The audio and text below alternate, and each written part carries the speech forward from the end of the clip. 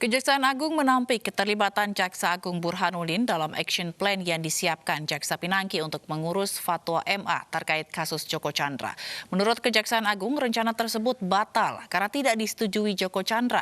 Sementara Koordinator Masyarakat Anti Korupsi Indonesia menyatakan nama-nama yang ada dalam action plan bisa didalami perannya meskipun rencananya batal. Membaca dakwaan secara utuh, maka di halaman 11 itu jelas-jelas diuraikan dalam dakwaan bahwa apa yang direncanakan oleh terdakwa bersama kawannya yang dikenal tadi dengan istilah action plan, itu di halaman 11 surat dakwaan jelas sekali bahwa tidak terlaksana. Artinya apa? Action plan itu hanya tulisan mereka yang ternyata tidak terlaksana, sehingga urgensinya oleh penuntut umum di dalam dakwaan pun diuraikan sangat jelas rencana-rencana mereka itu tidak terlaksana.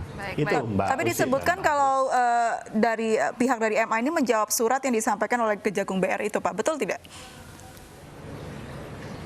Nah, itu kan saya katakan tadi bahwa itu action plan mereka, rencana mereka. Mari kita baca dakwaan itu secara utuh. Dan ternyata apa? Rencana itu batal atau tidak terlaksana karena tidak disetujui oleh terpidana Joko Sugiarto Chandra dalam hal ini. Oleh karena itu, tentu tidak ada urgensinya wong rencana itu batal, sehingga tidak ada urgensinya. Kan ada rencana kan gitu kan. Dan saya yakin Pak Joko Chandra itu tidak orang bodoh, tidak orang yang gampang percaya karena dia sudah jungkir balik pengusaha dan jungkir balik pernah kena hukum, kasus hukum. Jadi pasti tidak akan percaya kalau Pinangki datang sendirian, apalagi diantar oleh siapa yang tidak kenal atau ya dibawa temannya gitu.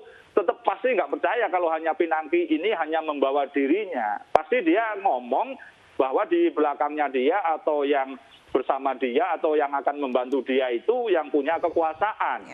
Gitu loh. Jadi nggak mungkin. Jadi bukan soal sekedar uangnya ini akan menuju ke siapa. Bisa aja uangnya memang masih di Pinangki, belum kemana-mana karena tapi dia kalau mungkin ternyata action plan ini belum terlaksana, bisakah orang-orang ini terseret begitu, Pak Mas Boyamin?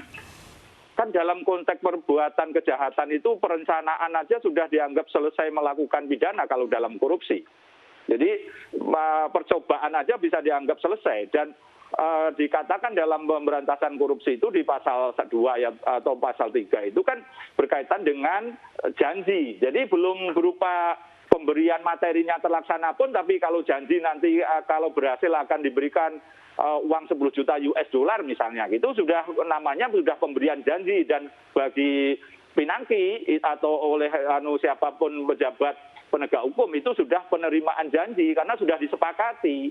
Dan itu siapa yang membantu Pinangki kan gitu kan, sehingga dipercaya oleh Joko Chandra.